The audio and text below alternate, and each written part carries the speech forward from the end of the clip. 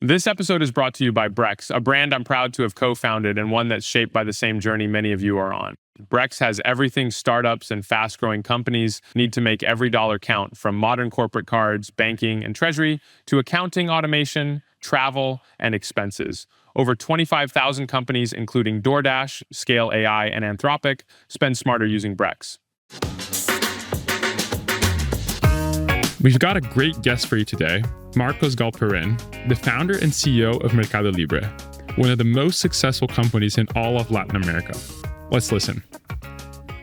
So I was reading, obviously, I don't want to, I wanted to be well prepared. Obviously, I already know a lot about the business from today, but the early days I was like super curious about. But then I was looking through it, and like I didn't know that you're in Argentina, you grew up, and you went to Penn, right? Yep. How did that happen? Like, it's not super common, imagine, in the 90s for like a kid to go to Penn from Argentina, right? Yeah. Well, when I was graduating from high school, the public school in Argentina was having strikes and all these types of situations where it was very difficult to really go to classes and learn. My elder brothers were going to the public university in Buenos Aires, and it used to be a very prestigious university, but that had been declining for some time. So I was really attracted to studying in the States, and I wanted to do business. So I heard about the Wharton School in the University of Pennsylvania, and I really, wanted to go there because it was a place where I could focus on business and study and learn. So yeah, for some reason, I really wanted to go there. But were you like really good at school? Because it's hard to get into Penn. I had different stages. I had a stage early in my life when I was really, really into chess and math and these things, and then I started, when I became a teenager, I started really playing rugby competitively. Oh wow. And I focused a lot in that, and I was okay at school, but I wasn't that great. But then towards the end of my high school, when I realized that I wanted to go to the States, and I needed to get good grades and do the SAT and all those things, I really started to focus again. And I did all the process, and I was able to get admitted, and that was, for me, fantastic. And obviously, like, Melia had an outstanding outcome, right? Like one of the most important companies in the world. Like, if you asked your teachers back then, you think they would have like said, "Hey, Marcos." I don't know. That's a great question. Maybe we should do it. Maybe I think some will definitely say that. Yeah, I don't think they would be surprised. But like, were you like the best in your class, or were you like kind of? I was among the best when I was younger, and then when I was really focused in sports, I did okay. So it was like visible that it wasn't that hard for me to do okay, and that I could do better but I was doing other things. So I think they understood that, and I think that playing competitive rugby for me was really something that was very important for my life as a business person, because it helps you build character, big time.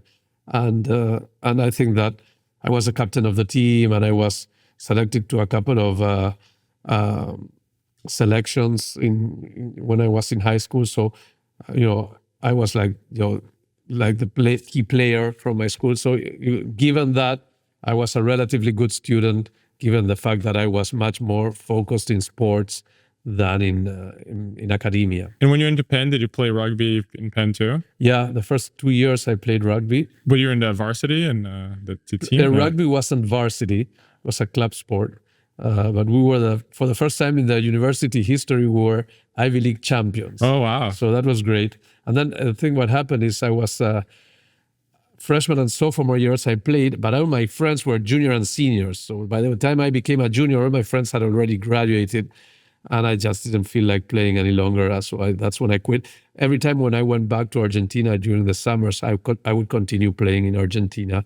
It was Argentina's winters and the U.S. summers. So those 3 months I would play in my old club in Argentina.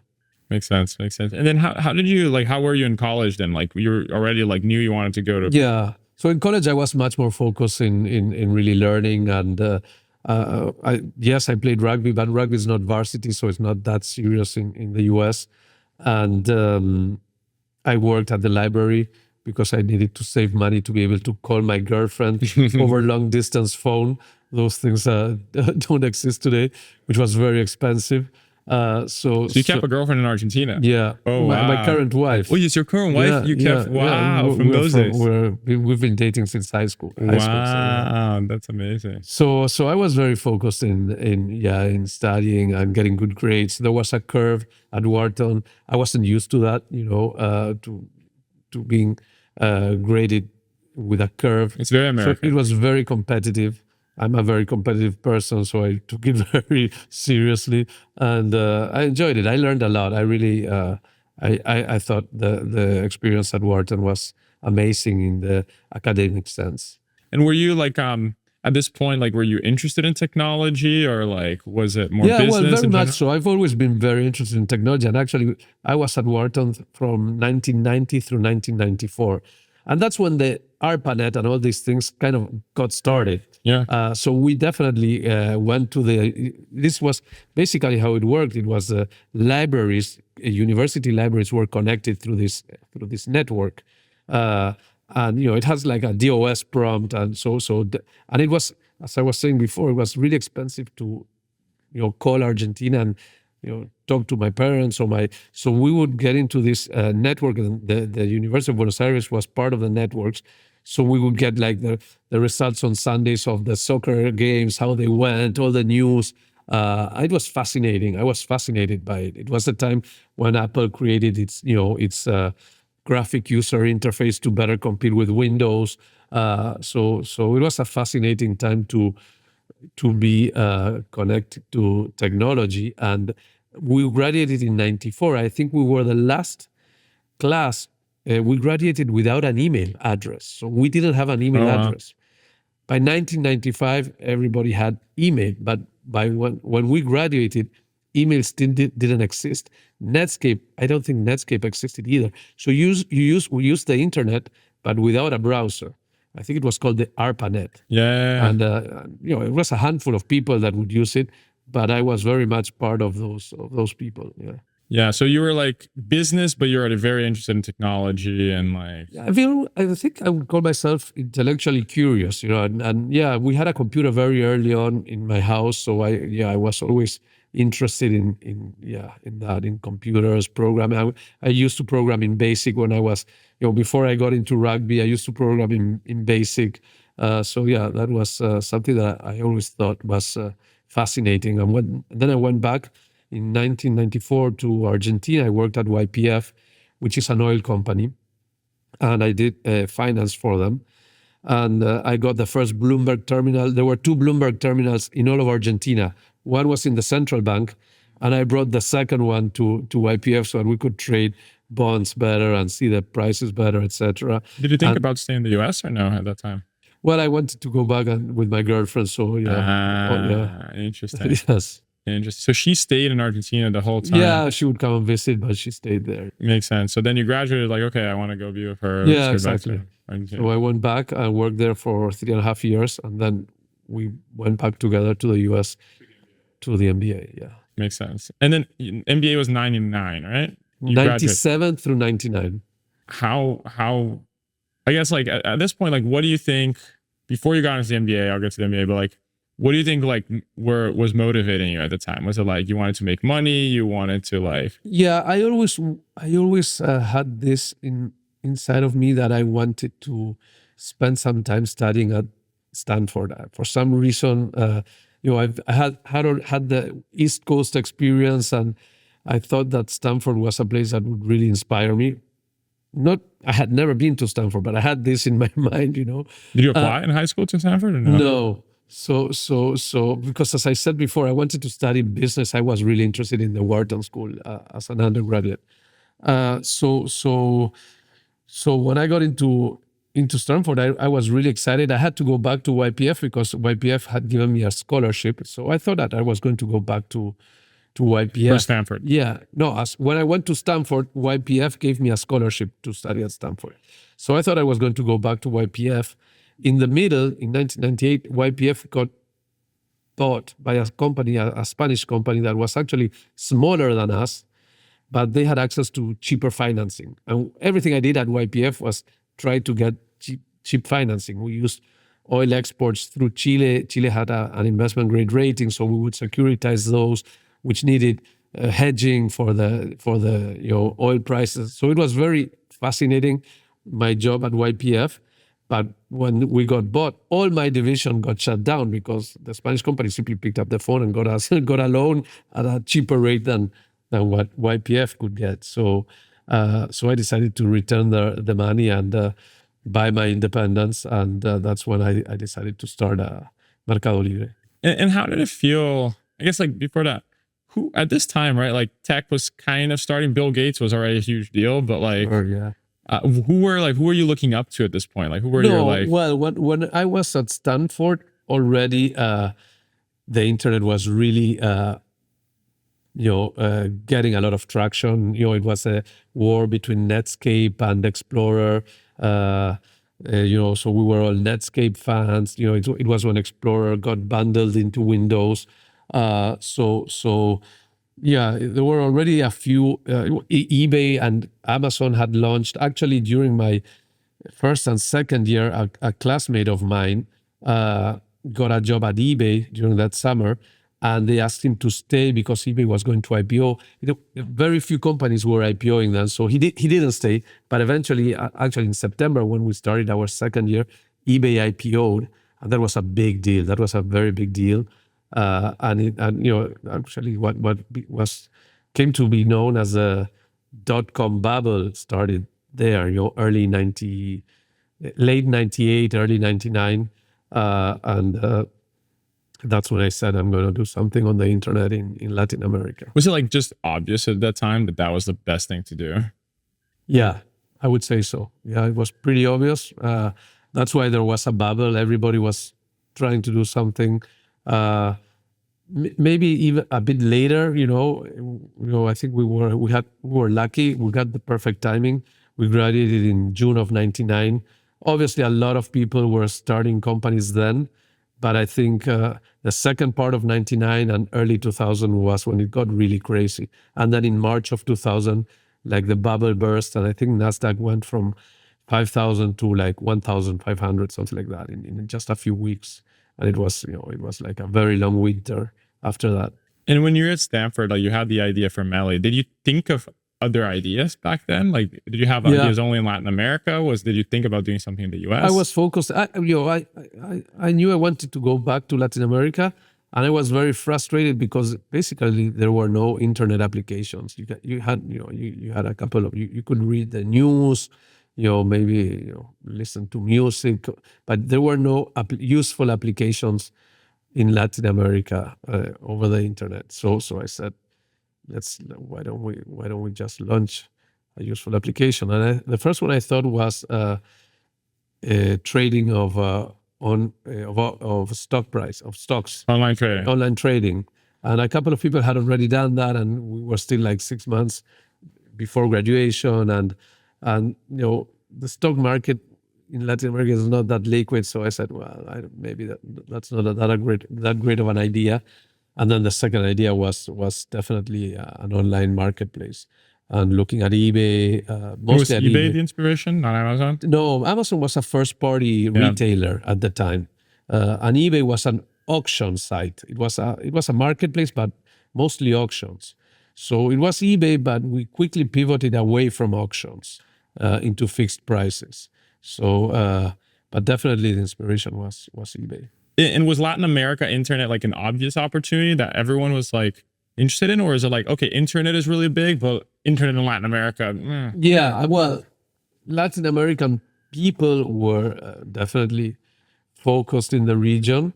Now, if you want to talk to investors, forget it. I mean, in those days, the venture capitalists were in Sand Hill Road, and if you were not going to be based in the Bay Area, they wouldn't even meet with you. I mean, it was like that. Oh, really? Yeah, I mean, they wouldn't even meet with you. I mean, even if you were an American entrepreneur and you wanted to do something and you were going to be based in New York, you probably wouldn't get a meeting. Oh, wow. Yeah. And still then you didn't even think, okay, why don't I just do something in Sand Hill Road or something like that? You still had that conviction to go back. Yeah, definitely. And eBay was already pretty large in America. They were already a public company, so definitely I wasn't going to do that in the States. And what was happening like in your space in Brazil, Argentina? So lots of people were launching, at the same time. So it was extremely competitive in the early days. Who were some of the early players? So it was the Remate, which was a bunch of Harvard MBA. So to make the competition even more intense, because I was with a group of friends from Stanford. And then East Coast versus West Coast in Latin America. And those were the two companies that raised the most money. Actually, they raised substantially more than what we raised. How much did you raise? How much did we raised? Like $50 million, and they raised like 75.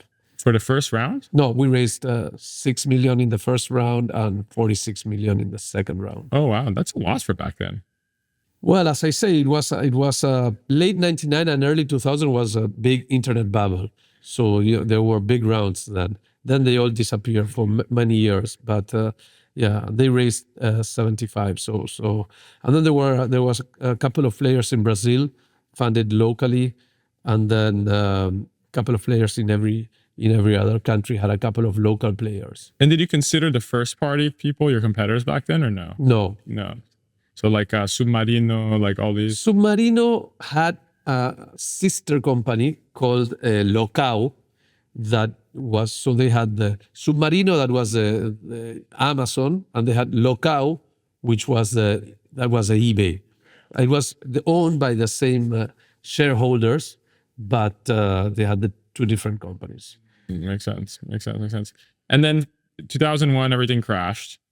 And you still, I think Melia expanded to like a bunch of countries right after, right? We expanded very early, late 99 and early 2000. And after the bubble crashed, we stopped expanding. We just focused in. For us, it was very traumatic because we signed the term sheet in March of 2000. Then the bubble crashed and we had to close the deal, like 60 days later. And those 60 days were really a nightmare because the investors were all the time trying to renegotiate valuation and liquidation preferences and things like that. In the end, we were able to close a round. And it was probably the worst days in my life because all the time you are thinking, it's like it's extreme vulnerability. You depend on somebody's decision whether they will write the check or not. And if they decide not to write the check, basically you need to shut down. And we already had 80 employees, so most of them friends of mine.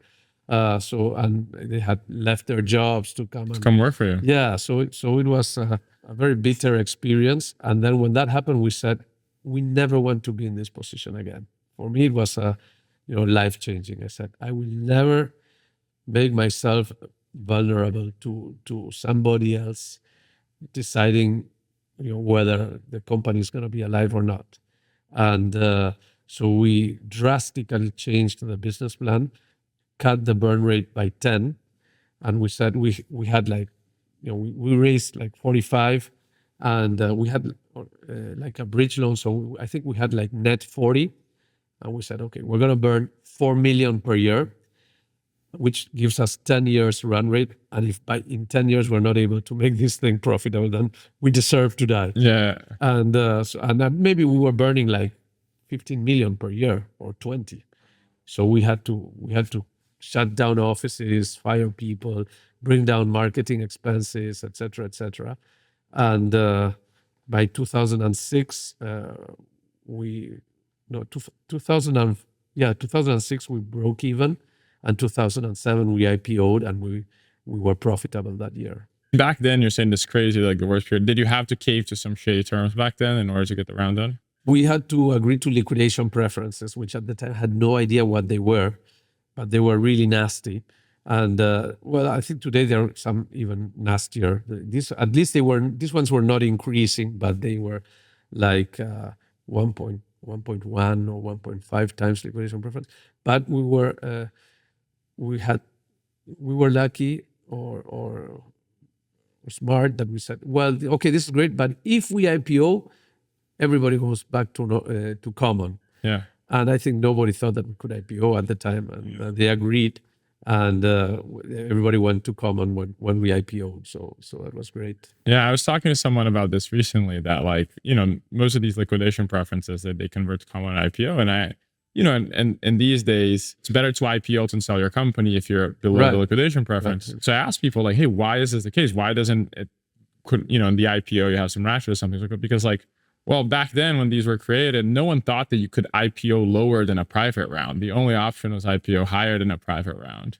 Right. And these days, that's happening more and more. Right. Yeah. You can do late stage, rounds. Those things didn't happen. Yeah. That was definitely way less common. And then when you're like cutting burn and all this stuff, did you worry that like your competitors were not doing the same? They had raised more money. Like, were those all concerns that we're going to not at all. On the contrary, we saw them spending all their money, and we were saying like, this is great. Yeah, they're going to run out of money, and that's what happened.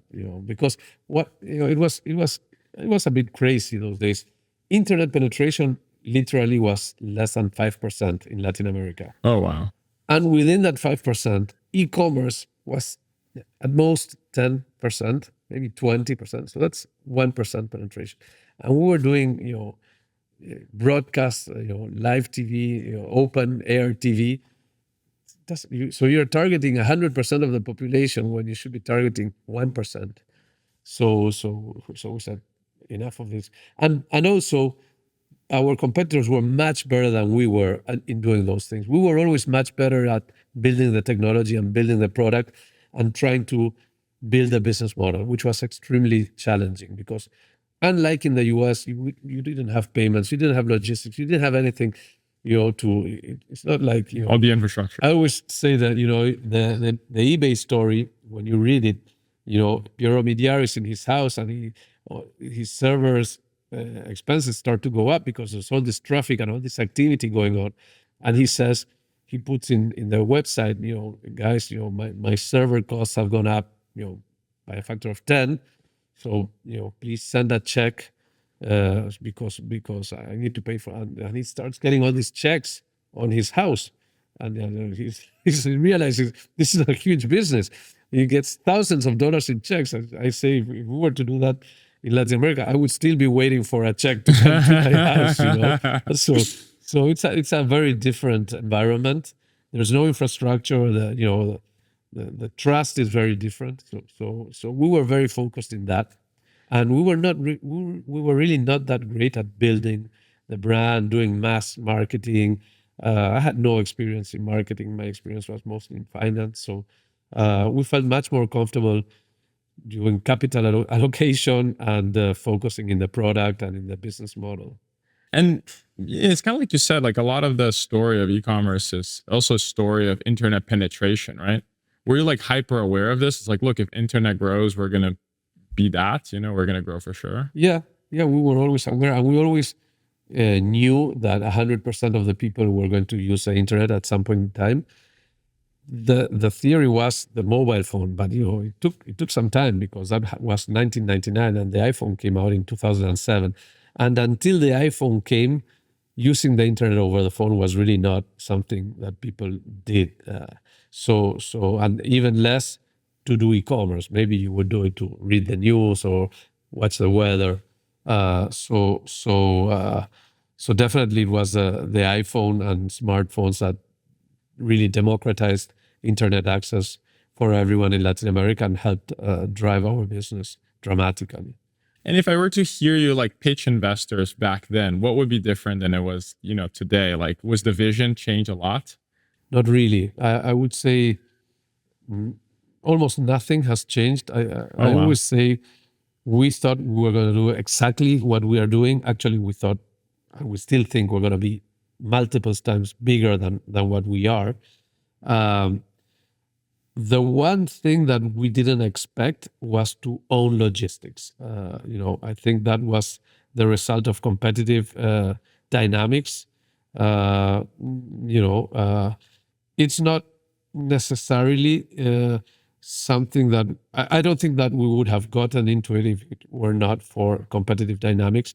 Haven't gotten into it. We are really happy that we did because it really improves user experience. But requires a lot of capital allocation and a lot of technology, a lot of software and hardware goes behind your logistics infrastructure like the one we have. So we always have so many things we want to do that we wouldn't have done it initially. I don't think we would have delayed it as much as possible. But so that's the one thing that I wouldn't have dreamt, that we were going to have airplanes and vans and cars and trucks, and motorcycles and all these things. That I wouldn't have thought about that. But definitely Mercado Pago and everything we're doing with fintech and everything we're doing with the marketplace. Yeah. That was like similar. If you heard you in 2001, Mercado Pago was in the business plan when we started. Wow. Yeah. Wow, that's amazing. Obviously, it's much broader than what it initially thought. But we knew that for us to be able to collect our final value fee, we needed to know if the transaction had actually occurred. So we said, so the buyer is going to pay us, and we're only going to release the money to the seller once the buyer has said that they have the product and it's okay. So it was a payments with escrow system that we launched with. We didn't do it right away, but it was in the business plan day zero. So let's say now you're 8 years in, 2006. Like, how do you think that like your motivations changed from the day one? And ask, because we're in year 7 or 8 Brex now, so I'm curious how you were back then. So in 2006, that was probably the first year that we really started to enjoy ourselves, because we broke even. So we stopped. Every month we were seeing less money on our bank statement, and that for me was very stressful, particularly after that experience in 2000. And you didn't raise any more money in between? We never raised any more money. Wow. Till the IPO. Till the IPO, and we didn't use the money of the IPO either, because we were already profitable. So we never. I think since then we've always been adding money to the bank account. But so we stopped burning money. We were already by far the leaders in all the region. We had bought the Remate, which was our regional competitor. We had bought Locao, which was a competitor in Brazil. Was that worth it, those acquisitions? Well, Locao, it was a kind of a satisfaction because we had some nasty competitive dynamics. So we bought them for $80,000. So was zero, basically. Yeah. The Remate we bought them in 2 tranches. We bought in one tranche, we bought all the countries except for Argentina and Chile, which were their most important countries at the time. For us, always Brazil was the biggest country. So, and then before the IPO, we bought Argentina and Chile, which was like mid $40 million. So that was a bigger transaction.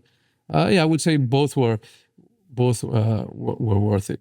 And then, eBay and Amazon, everything is developed, right? And I guess every Latin American founder, you probably look for some inspiration in some of these companies. Like, what are some of the things that you guys did the same that worked? And what are the some is like, no, this is actually in Latin America, doesn't work? So there's a part of the story is eBay partnered with us in 2001. They came to Latin America. They looked at all the different competitors. They had bought a company in France called iBazaar, and this company had a subsidiary in Brazil called iBazaar, obviously, as well. And they said, we're going to focus in Europe. Let's look for a partner in Latin America. Latin America is too complex. So let's look for a partner there, and we will give them this subsidiary in exchange for an equity stake. So they did this beauty contest, and they chose us. And that's also, that was a big morale booster for us. And in 2001, and they gave us this iBazaar subsidiary, which we very rapidly merged with our subsidiary in Brazil, and since then we were the leaders in Brazil, and we basically have always remained in that position. And the first few years with the eBay, we had a great partnership. We got along really well. We would go to their ops reviews every quarter. We did best practice sharings. We had our @eBay emails. And in those days, people don't remember, but eBay was like 10 times bigger than Amazon, 10 times bigger than Google. eBay was like Amazon plus Google today. It was like the most incredible company in tech, early 2000.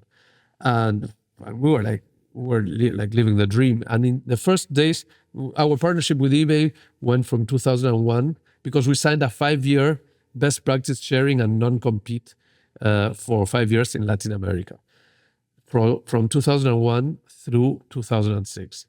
And I would say the first couple of years, we were like trying to imitate everything they would do. But then we kind of started to see that eBay was doing things that we didn't agree with. I mean, they were still very focused in auctions. We had already pivoted towards fixed prices.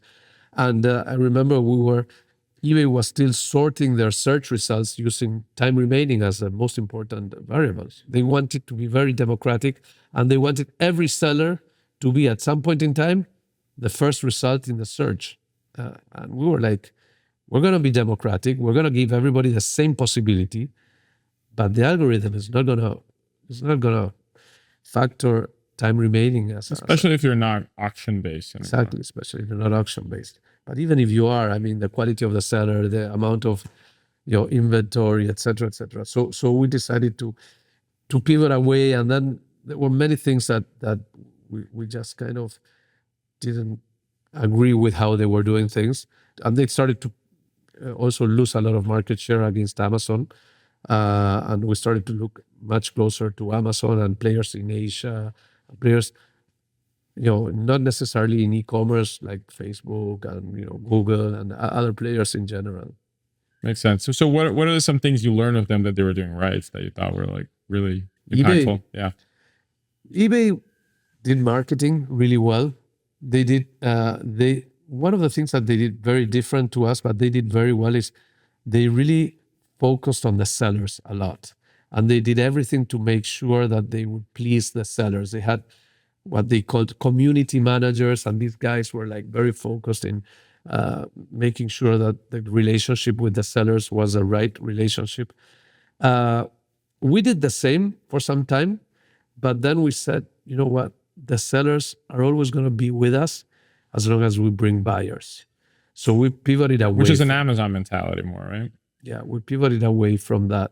And then it was very sad for us because we were still, we were very friendly with the eBay people. And we ended up, at the end of the day, the eBay sellers basically left for Amazon. And eBay had done everything to please those sellers, but the sellers go where the demand is at the end of the day. So eBay would do these eBay live events. Those were amazing events in Orlando with thousands of sellers, and they were like, incredible events with, concerts and all sorts of experiences. And they were also very useful because there was a lot of information being given out and, panels and things like that. So we would attend these events, and they were great. We learned a lot.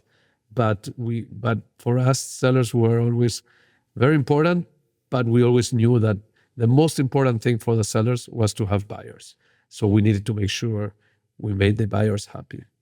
And at this point, was Amazon and, Bezos already like, a big deal, or was it still not super clear? I would say in 2005, 2006 was a time when already...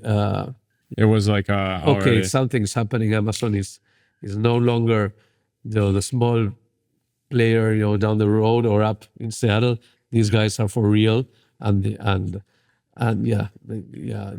towards the end of our best practice sharing deal with eBay, it was Amazon. By the time the deal finished in 2006, Amazon was already, I don't know if they were ahead, but they were clearly going to be the winners. And during this period, eBay tried to buy us a few times, and we had a couple of agreements and then disagreements. And we were very lucky because in the last one, we had agreed a deal with them in 2006, and they walked away. So that was the best thing ever happened to us. And, at the time, we were shocked and a bit sad, but it's incredible how sometimes you need to be lucky. And when that happened, you signed this agreement, right? Like, what did you think your life was going to be like at that point? You're like, I'm going to be an executive at eBay. I'm going to start another company. I thought that I was going to be part of helping eBay compete more successfully with Amazon. So I thought, that's going to be great. I'm going to make sure that eBay will beat Amazon, at least in Latin America, because I was going to do things differently to how they were doing it in the States. And, Mercado Pago was just starting, and PayPal was already very successful. And I thought that they could really help us grow Mercado Pago in Latin America. So those two things were like the ones that we thought, yeah, it makes sense because like PayPal is so far ahead of us that and Mercado Pago was still an escrow service. It was like a completely different thing. So we said these guys will accelerate Mercado Pago's growth, substantially. But it didn't happen, fortunately. This episode of HD and HD is brought to you by a brand that's close to my heart, Brex. When we started Brex, it wasn't just about creating another financial product. It was about solving the real gritty challenges that founders and startups face every day. Building something from the ground up is hard enough without having to navigate clunky legacy banks with endless fees. That's why Brex is the financial stack that scales with you, no matter where you are on your journey. From maximizing runway to earning yield on your cash, Brex was designed to make every dollar count, so you can focus on what really matters, building your dream. So whether you're just getting started or you're ready to take on the next big thing, Brex has your back.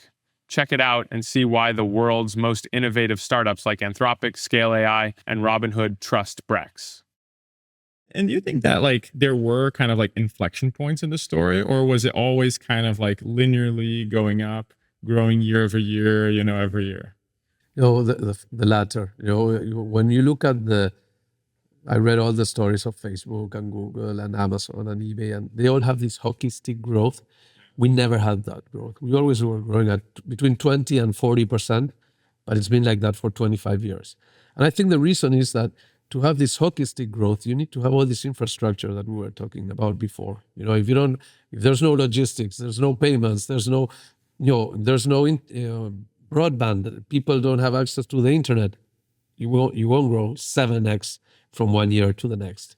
Unfortunately, because this kind of slower growth but consistent was enabled us to grow with the market and to build all the infrastructure that needed to be built.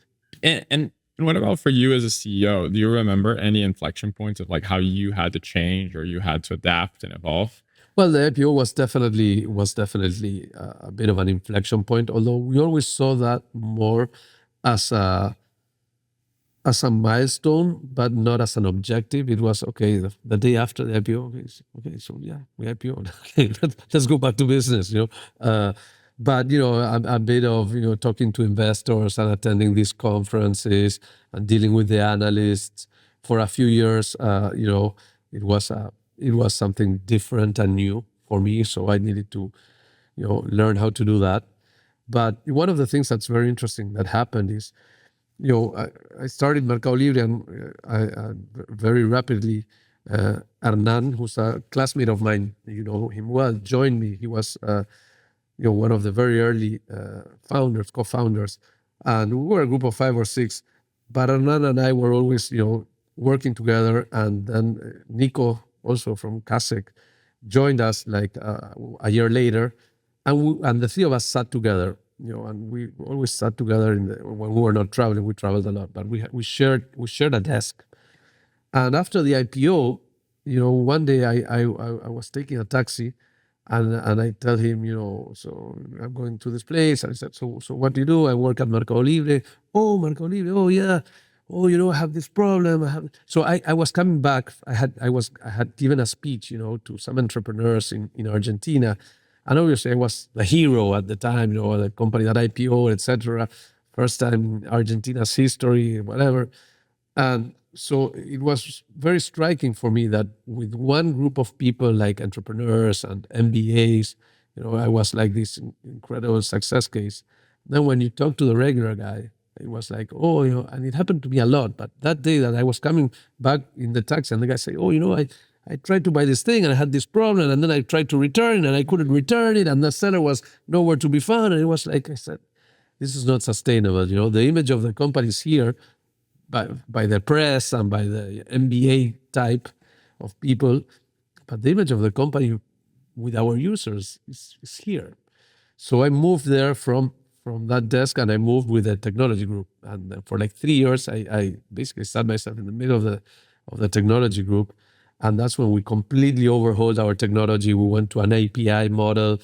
We had a monolithic model which didn't allow us to really scale rapidly. And in practice, like you say, you moved there. Like, what happened in practice? Did you change your meetings? Like, where that you're like, okay, Everything. like, how does a day I in was Marco's life learning look how like? to write APIs. I was, talking to the engineers all the time. I was reviewing the products specs and the usability. I would go to UX conferences with the product guys.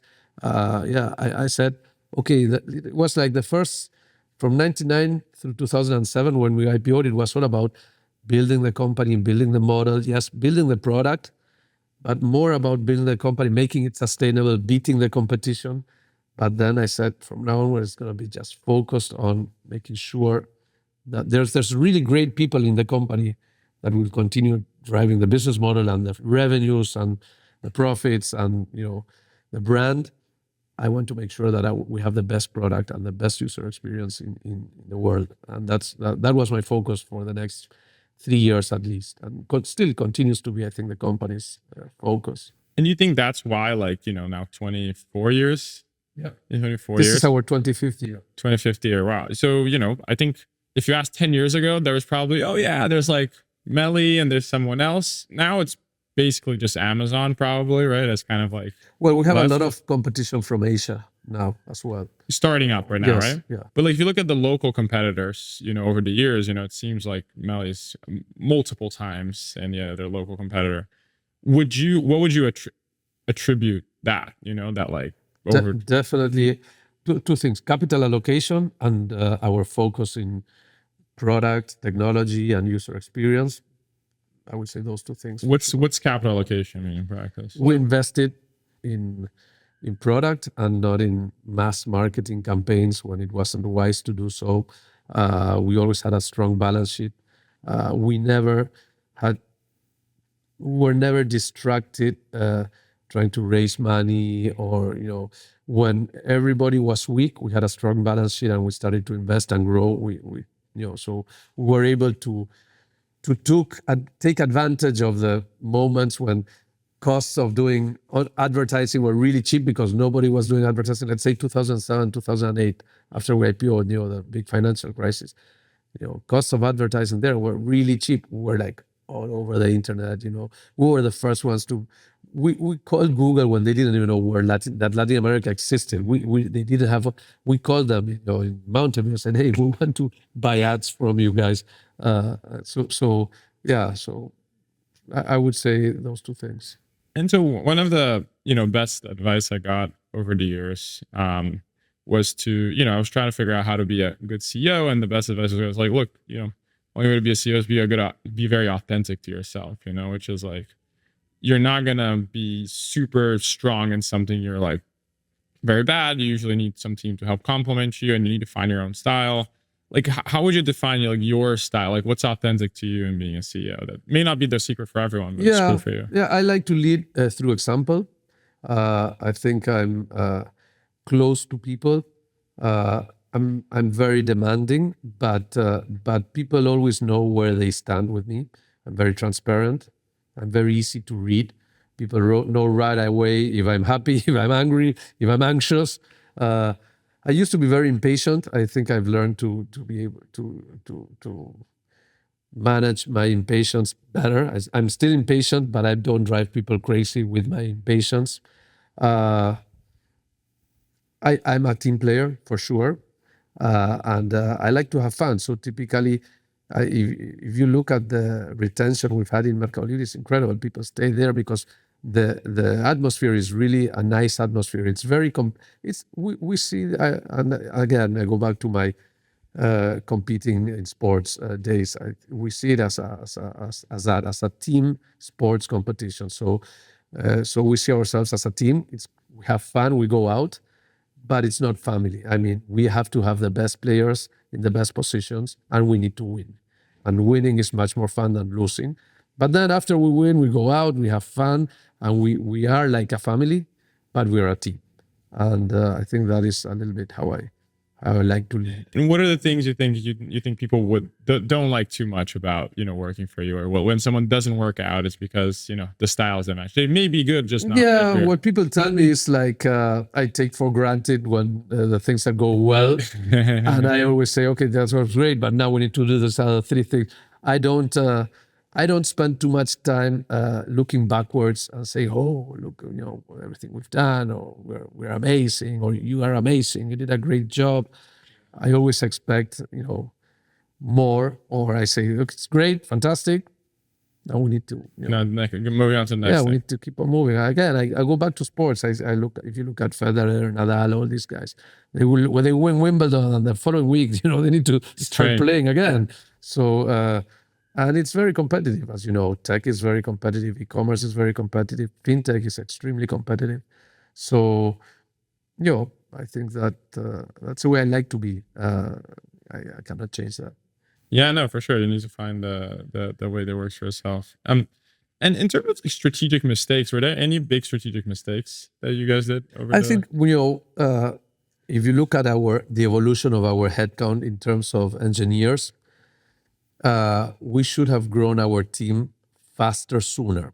Oh, interesting. Yeah, I think that we always wanted to make sure that our margins were okay, etc.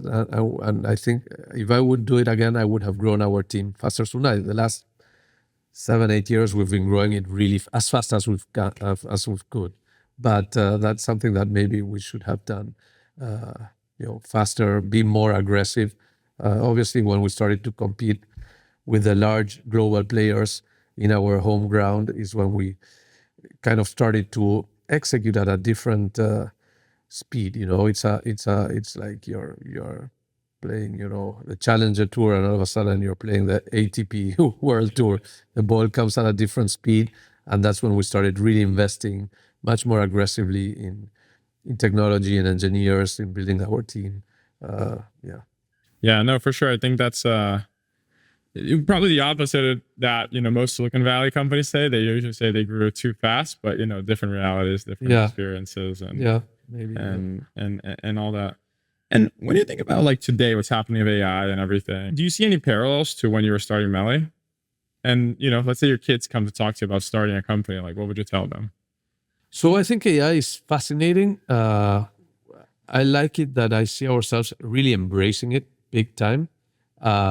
And I think it's going to be something that is going to really help Mercado Libre. A little bit like the iPhone did. I think it's going to be something that when the iPhone launched, we were like, is this going to be good for us or is this going to be terrible for us? Because we're the leaders in the desktop, but now there's a new platform and who's going to win the new platform? And it ended up being great for us, obviously. And I think the same thing is going to happen with AI.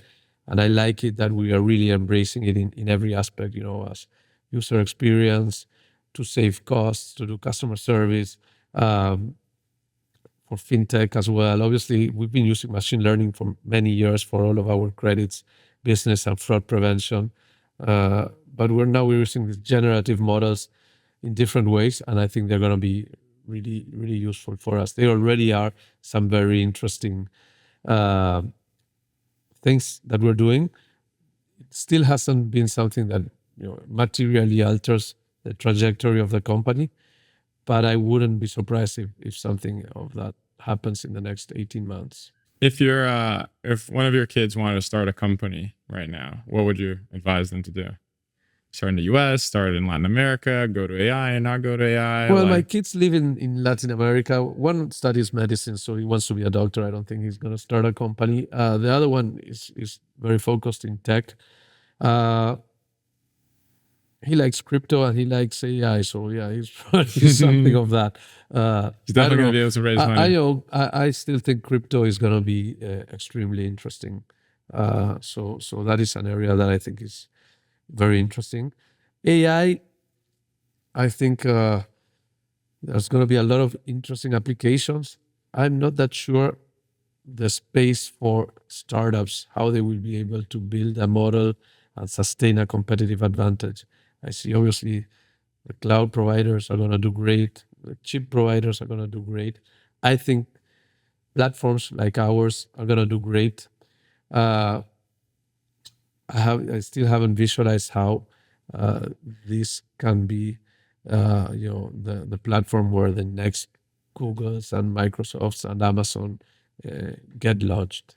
And you think that, like, you know, Maybe OpenAI is, but it's already part of yeah. Microsoft. In But if you go back there to 1999, if you had asked someone that was running some big retailer, you know, back in 99, they would have said something similar about the internet, or no, you think it was like completely different?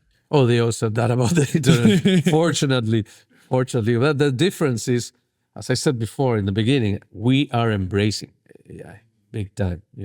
So if it works out, and if it's going to be a platform, we are going to be one of the ones that does these applications, because everyone at the company is embracing it big time. The retailers were in denial. Interesting. Retailers were in denial for many years. So I think that's a big difference. You're like, hey, we're actually going to go and use it, versus like those guys back then, they were like, this is not that big of a deal. Exactly. This is not that big of a deal. This is for, the typical thing, the same thing they were saying about crypto. This is used for, black money, and this is used for, terrorism and this and that. So they were saying about e-commerce, oh, this is used for avoiding taxes and, all these things. Didn't make any sense, because if you want to avoid taxes, you don't want to do it on the internet where the public blockchain. The same thing with crypto. It's the worst thing to do. Cash is much better to avoid taxes than crypto. But so what we always like to do with these things is avoid denial and embrace the changes, and then we'll see where it takes us. And are there any startups that beat you guys in certain markets or certain things that you can learn from these days? Or like, oh yeah, like they won here and we should have, like, what are some of the lessons that you learned from startups, I guess, over the years? I'll tell you something about, I think the most interesting startup with AI is one that we have internally in Mercado Libre. And this is something, I think you know it. It's called Fury. It's a technology that we do that basically, obviously, we spend like $1 billion in the cloud every year.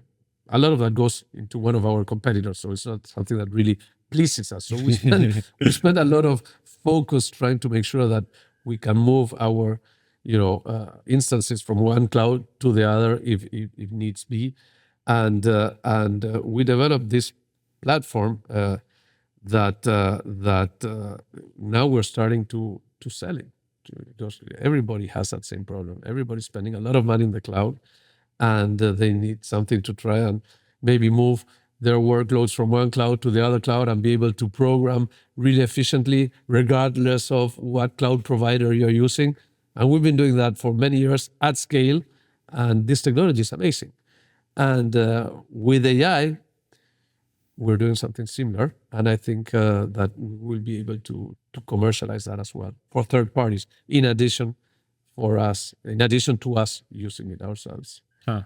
Yeah, no, that's obviously a huge opportunity. We've seen obviously how successful that could be as well. So just coming to the end here, I guess like there's three kinds of entrepreneurs. I think I call it a 0 to 1, which is like I'm still finding an idea. The 1 to 10 is, hey, I have some product market fit, and I'm scaling it up. And there's like, let's say the 10 to 100, which is like, look, I have a business, and I just need to manage it for a long time.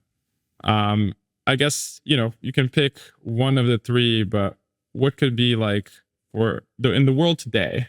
What is a piece of advice you would give to them? And you don't have to do the three. Just like pick one that you think. But the thing is difficult for me to visualize it like that, because when I look at where we are, we would be in the 10 to 100, definitely. Right, but we are doing so many new things in Mercado Libre. What excites me the most are all these new things that we're doing, like this Fury technology, the things we're doing in InsurTech, the things we're doing in advertising. There are all these startups within Mercado Libre. And it's fascinating for me, because it's like doing a startup, but with cash, with scale, with a balance sheet, with a technology team, with people internally that can help you, with any issues that you may find. So I think that the best thing is to always be innovating, always be taking risks, never to say, okay, so we've made it and now we just need to grow it, because that's when you start to lose. So I guess in practice, like, how do you do that? Because I think you hear people wanting to do that a lot, but very few succeed. Mercado Libre is one of the ones that I see succeed the most. I think it's very important. I mean, it's very important to be intellectually curious with all the things that are going on, all these changes that are always happening. These changes are always providing opportunities. And for us, it's very important every time we do a business plan to make sure what we say is we need to plant seeds, So every year we are planting a few seeds, something that is new, that is really small.